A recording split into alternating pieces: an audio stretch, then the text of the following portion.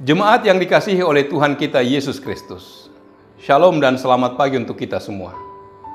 Firman kehidupan di pagi hari ini tertulis dalam kitab Pengkhotbah pasal 4 ayat 9. Berdua lebih baik daripada seorang diri, karena mereka menerima upah yang baik dalam jerih payah mereka. Demikian firman Tuhan.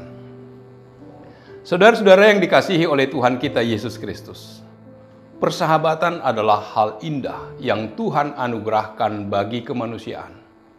Tidak ada gunanya orang menjadi kaya atau berhikmat bila tidak memiliki sahabat.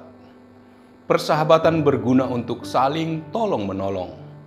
Puncak persahabatan yang juga adalah puncak karunia Tuhan bagi kemanusiaan ialah pernikahan. Firman kehidupan hari ini mengatakan berdua lebih baik daripada seorang diri, karena mereka menerima upah yang baik dalam jerih payah mereka. Maksud upah yang baik merujuk pada kontribusi yang diberikan satu sama lain dari terciptanya hubungan antar dua orang tersebut, yaitu tentang keuntungan dalam kebersamaan mereka. Dengan kata lain, ayat ini berbicara tentang hidup yang berarti bagi satu dengan lainnya, yang saling berbagi hidup dalam suka dan duka, yang saling menopang apabila salah satu dari mereka terjatuh. Persahabatan adalah penting. Berdua lebih baik daripada satu orang. Banyak orang sebenarnya lebih suka bekerja sendiri, sehingga mereka dapat mengatur mana yang lebih didahulukan menurut mereka. Meskipun ini mungkin merupakan metode yang baik dalam beberapa kasus, biasanya ini bukan cara terbaik untuk hidup. Sejak awal penciptaan, Tuhan menciptakan kita untuk berhubungan dengan orang lain. Kita diciptakan untuk komunitas dan persahabatan. Dan Tuhan bermaksud agar kita bekerja bersama dan saling membantu dalam hidup.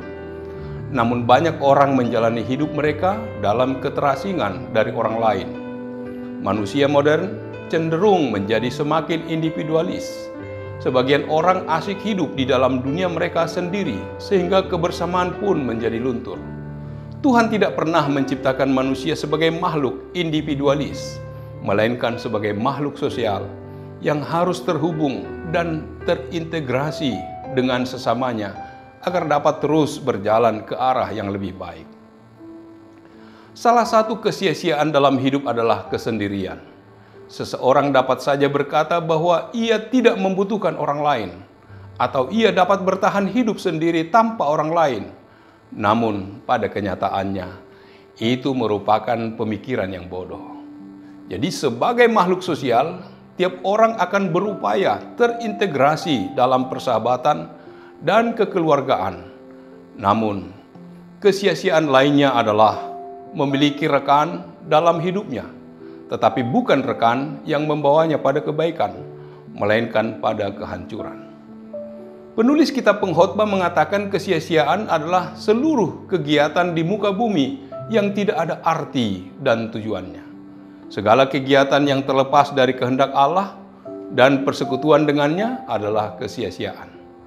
Pengkhotbah mengajak kita untuk lebih dalam memahami arti kebersamaan yang membangun.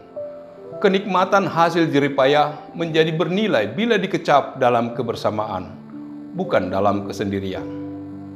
Pengkhotbah tidak menyalahkan orang yang hidup sendiri, tetapi menyatakan bahwa orang yang hidup sendiri akan lebih sulit menjalani kehidupan ketimbang berdua.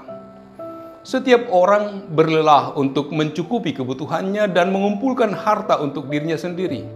Namun, siapakah yang akan menikmati hartanya yang melimpah apabila ia mati? Jadi kelimpahan materi tidak dapat menggantikan nilai kebersamaan. Oleh karena itu, Pengkhotbah mengatakan, hasil kerja dua orang lebih baik dari hasil kerja satu orang. Pengkhotbah tidak membahas tentang upah yang banyak.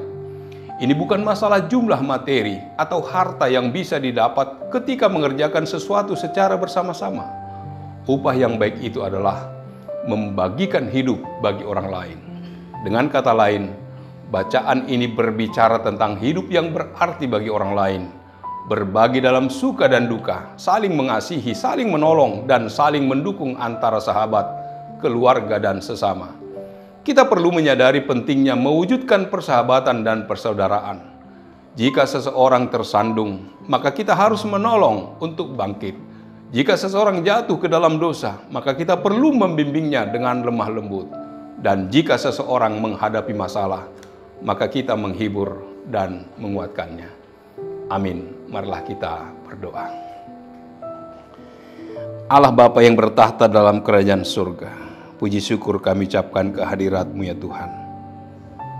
Firman-Mu telah menyapa kami, berdua lebih baik daripada seorang diri, karena mereka menerima upah yang baik dalam jerih payah mereka.